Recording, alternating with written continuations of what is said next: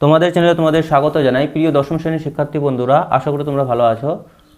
তো আজ আমরা এই ভিডিওতে আলোচনা করব মাধ্যমিক 2022 পশ্চিমবঙ্গ মধ্যশিক্ষা পর্ষদ টেস্ট পেপার গণিতের পেজ নম্বর 374-এর 2 মার্কের প্রশ্ন উত্তর নিয়ে। তো তোমরা ভিডিওটি না টেনে শেষ পর্যন্ত ধৈর্য সহকারে দেখো।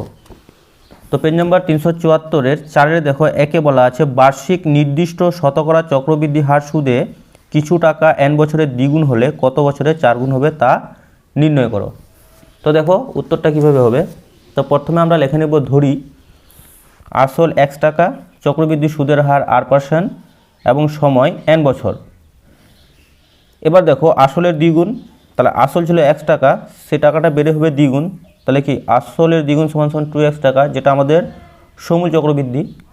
তাহলে শতমতে আমরা বলতে পারি তাহলে x into 1 plus r/100 to the power n equal to 2x। তো উভয় পক্ষ থেকে যদি আমরা x কেটে দিই তাহলে আমরা পাচ্ছি কি 1 plus r/100 to the power n equal to 2। এটা আমরা 1 নম্বর সমীকরণ ধরে নিলাম। আবার ধরি t বছরের মূলধন 4 গুণ হবে।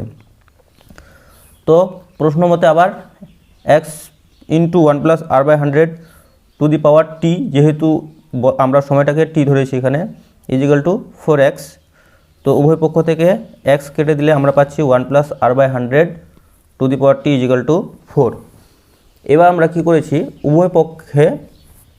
উভয় পক্ষে n ঘাত নিয়ে পাই। দেখো 1 plus r/100 to the power nt equal to 4n। এবার এখানে দেখো 1 plus r/100 to the power n 1 number সমীকরণে আমরা কী বার করেছিলাম, 2 বার করেছিলাম। তাহলে এই জায়গায় আমরা কি 2 লিখতে পারি। তাই এখানে কি হয়েছে 2 টু দি পাওয়ার t হয়ে গেছে, কারণ এই পুরোটার মান আমরা 2 বার করেছি, যেহেতু 1 plus r/100 to the power n equal to 2 1 number সমীকরণে বার করেছি। তো 4-এর স্কোয়ার করে দিলাম, তাহলে 2 to the power t equal to 2 to the power 2n হয়ে যাচ্ছে। তো উভয় পক্ষ থেকে 2 কেটে দাও, তাহলে t ইজিক্যাল টু আমরা পাচ্ছি 2n। তো নির্ণেয় সময় পাচ্ছি আমরা 2n বছর। এরপরে দেখো 2 নম্বরটা 4-এর, একটি অংশীদারি ব্যবসায়ে সমীর, ইদিশ এবং অ্যান্টনির মূলধনের অনুপাত দেওয়া আছে। বছরের শেষে ব্যবসায় মোট লাভ 3700 টাকা হলে অ্যান্টনির লাভ কত হবে। তো এই প্রশ্নটার উত্তর আমরা দেখে নেব সমাধান। তো আমরা প্রথমে বার করে নিয়েছি সমীর, ইদ্রিস ও অ্যান্টনির মূলধনের অনুপাত। এই মূলধনের অনুপাতটাকে সরল করার জন্য আমরা কি করেছি, এই হরগুলো লসগু করে নিয়েছি। 4, 5, 6 লসগু করে নিয়েছি আমরা। তো 4, 5, 6 লসগু হয়েছে 60। তাই প্রত্যেকটার সঙ্গে 60 গুণ করে দিয়েছি। তাহলে দেখো 6 × 60, এখানে 5 × 12 60 হয়, এখানে 4 × 15 কত হয় 60 হয়। তাহলে 10:12:15 অনুপাতের যোগফল 37 আমরা পাশেই লিখে নিয়েছি। তো বছরের শেষে ব্যবসায়ে মোট লাভ 3700 টাকা হলে অ্যান্টনির লাভ। তো আমরা আগে অ্যান্টনির মূলধনের আনুপাতিক ভাগহারটা বার করে নিয়েছি। দেখো এখানে অ্যান্টনি ছিল কি 15, তো অ্যান্টনির আনুপাতিক ভাগহার 15/37 ইন্টু মূলধনটা গুণ করেছি, পেয়েছি কত 1500 টাকা। ঠিক আছে। এরপরে দেখো 3 নম্বর প্রশ্নটা, x² minus 22x plus 105 equal to 0 সমীকরণের বীজদ্বয় আলফা এবং বিটা হলে আলফা মাইনাস বিটা এর মান নির্ণয় করো। তো এই প্রশ্নটার উত্তর আমরা দেখে নেব সমাধান। তো x² minus 22x plus 105 equal to 0 1 number সমীকরণ দিয়েছি। তো এই সমীকরণটা আমরা ax² plus bx plus c equal to 0 এর সঙ্গে যদি তুলনা করি তাহলে এর মান পাবো 1, বির মান পাবো -22 আর সির মান পাবো 105। তো সমীকরণের বীজদ্বয় আলফা ও বিটা হলে আলফা প্লাস বিটা, আমরা জানি সমীকরণের বীজদ্বয়ের যোগফল -b/a হয়। তো -b/a লিখেছি। তো এখানে মাইনাস আর বি এর মান ছিল -22, তো মাইনাস মাইনাসে প্লাস 22/1, তাহলে ইজিক্যাল টু আমরা 22 লিখতে পারি। বীজদ্বয়ের গুণফল c/a হয়। তো c ছিল আমাদের 105 আর a1, তাহলে ইজিক্যাল টু কত হয় 105। তাহলে অতএব আমরা বলতে পারি a minus B whole square, তাহলে a plus B whole square minus 4ab, যেহেতু a minus B whole square equal to কি a plus B whole square minus 4ab। তো a প্লাস বি মান পেয়েছি আমরা 22, a প্লাস বি আমরা 22 বার করেছি এখানে। তারপরে -4 × 105 ab, বীজদ্বয়ের গুণফল বার করেছিলাম 105। তো হচ্ছে আমাদের কত সমাধান করে দেখো 22 স্কোয়ার 484 আর এদিকে হচ্ছে 420, সমাধান করলে হচ্ছে 64। তাহলে a minus B whole square equal to 64 পেলাম। স্কোয়ার তুলে দিলে এদিকে √ওভার চলে আসছে। তো আমাদের উত্তর আসছে কত +-8। এরপরে দেখো 4 নাম্বার, 4-এ বলা আছে এক্স ইজিক্যাল টু 3 + 2√2 হলে x² + 1/x² মান নির্ণয় করো। তো 4-এর সমাধানটা আমরা এবার দেখে নেব। তো দেখো এখানে x এটা দেওয়াই ছিল, তাহলে x ইজিক্যাল টু 3 + 2√2 হলে 1/x হবে 1/3 + 2√2। তাহলে আমরা আগে বার করে নিয়েছি x প্লাস 1/x এর মান। তাহলে x প্লাস 1/x এর মান দেখো 3 + 2√2 + 1/3 + 2√2। এই 3 + 2√2 আমরা করণীয় নিরসন করে দিয়েছি। তাহলে দেখো এখানে 3 + 2√2 3 - 2√2, তাহলে 3 - 2√2 নিচে নিয়েছি, তার জন্য উপরেও নিয়েছি আমরা। তাহলে 3 + 2√2 ইজিক্যাল টু কী হয়ে গেছে দেখো, তো 3 - 2√2 দেখো 1-এর সঙ্গে এই দুটো গুণ করলে কি 3 - 2√2 ওটাই হয়ে যাবে। এবার দেখো a + b a - b, তাহলে a² - b², ঠিক আছে। আর এদিকে যা আছে ওটাই আছে 3 + 2√2। তাহলে দেখো 3 × 3 = 9, আর এখানে 2 × 2 = 4, 4 × 2 = 8, 9 - 8, 9 - 8 তাহলে কত হবে 1 হবে। তাহলে 1-এর নিচে কোনো ভ্যালু নেই, 1-এর কোনো নিচে কোনো ভ্যালু নেই হরে, তাহলে 3 - 2√2 দেখো এখানে 3 - 2√2 হয়ে গেছে। তো 2√2 আমরা কেটে দিলাম, কত পেলাম 6, ঠিক আছে। এবার আমরা মূল মানে চলে যাব। তো আমাদের মান চেয়েছিল x² + 1/x²। তাহলে এটা যদি a² হয়, এটা যদি b² হয়, তাহলে আমরা জানি a + b a² + b² সূত্র কি a + b whole square - 2ab। তো এখানে x কেটে দিলাম। তো x + 1/x এর মান আমরা কতবার করেছি 6, তাহলে এখানে 6 আছে দেখো, তাহলে 6 × 6 = 36 - 2, তাহলে উত্তর কত হচ্ছে আমাদের 34। তো নির্ণয় মান 34, ঠিক আছে। এরপরে দেখো 5 নাম্বারটা, ও কেন্দ্রীয় বৃত্তের এবি ব্যাস এবং সিডি একটি জ্যা, এবি ও সিডি বর্ধিত করলে বৃত্তের বাইরে ই বিন্দুতে মিলিত হয়। এওডি 140 ডিগ্রি ও ওএসি 50 ডিগ্রি হলে বিইডি এর মান নির্ণয় করো, ঠিক আছে বন্ধুরা। তো এই প্রশ্নের সমাধান আমরা এবার দেখে নেব। তো আমি সুবিধার্থে ছবি টবি সব কিছু আগেই থেকেই অঙ্কন করে রেখেছি। তো আমরা এবি জ্যা অঙ্কন করে নিয়েছি, এবি ব্যাস অঙ্কন করে নিয়েছি, আর সিডি জ্যা অঙ্কন করে নিয়েছি।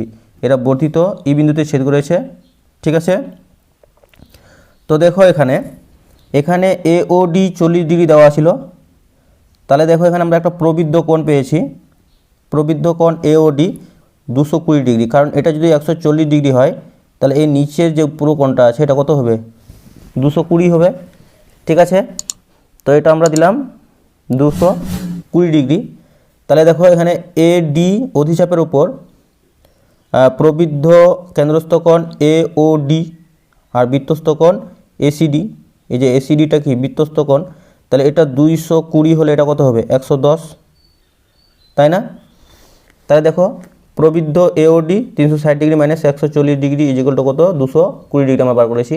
তাহলে ও এডি অধিচাপের ওপর কেন্দ্রস্থ কোণ প্রবৃদ্ধ এওডি এবং বৃত্তস্থ কোণ এসিডি। তাহলে অতএব আমরা বলতে পারি এসিডি ইজিক্যাল টু কি হাফ ইন্টু প্রবৃদ্ধ এওডি। তো এওডির মান কত ছিল 210 ডিগ্রি, তাহলে কাটাকাটি করলে কত হচ্ছে 110 ডিগ্রি। তাহলে প্রবৃদ্ধ এসিডি আমরা পেলাম 110 ডিগ্রি।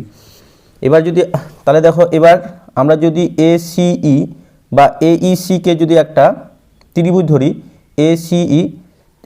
এসিকে ত্রিভুজ ধরলে এই কোণটা হচ্ছে 50 ডিগ্রি আর এটা হচ্ছে কত 110 ডিগ্রি। তাহলে 110 ডিগ্রি আর 50 ডিগ্রি যোগ করলে কত হচ্ছে 160 ডিগ্রি। তাহলে 180 থেকে 160 ডিগ্রি বিয়োগ করলে কত হয় আমাদের 20 ডিগ্রি, ঠিক আছে। তো দেখো ত্রিভুজ এসিই এর অ্যাঙ্গেল এইসি থেকে 180 ডিগ্রি - 50 ডিগ্রি প্লাস 110 ডিগ্রি, তাহলে উত্তর হচ্ছে আমাদের 20 ডিগ্রি। তাহলে এইসি যদি 20 ডিগ্রি হয় তাহলে এইসি আর অ্যাঙ্গেল বিইডি দুটি একই কোণ, তাই এইসি 20 ডিগ্রি হলে বিইডি 20 ডিগ্রি হবে, ঠিক আছে বন্ধুরা।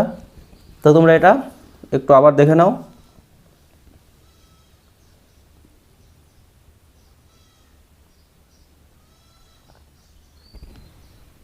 ঠিক আছে। এরপরে 6 নম্বর প্রশ্ন, ও কেন্দ্রীয় বৃত্তে এবি একটি জ্যা, বি বিন্দুতে স্পর্শক বর্ধিত এ ও কে টি বিন্দুতে ছেদ করে।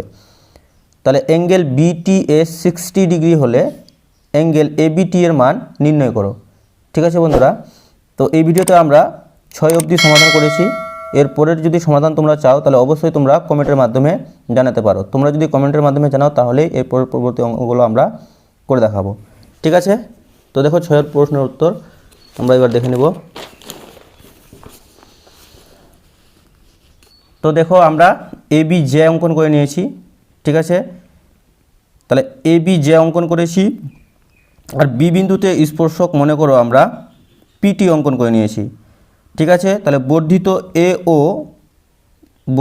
এ ও বির স্পর্শককে কী বিন্দুতে ছেদ করেছে? টি বিন্দুতে ছেদ করেছে। ঠিক আছে, তো আমরা এখানে কি করেছি, এই বি বিন্দুতে ও বি লম্ব অঙ্কন করে নিয়েছি।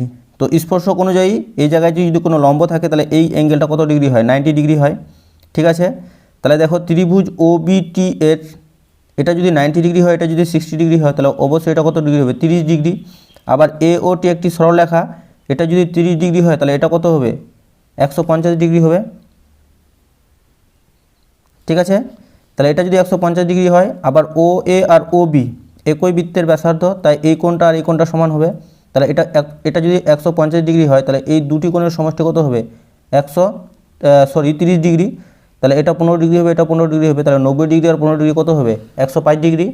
ঠিক আছে, তাহলে এই অ্যাঙ্গেলটা কত ডিগ্রি হবে? 115 ডিগ্রি, আর এটা তো 90 ডিগ্রি।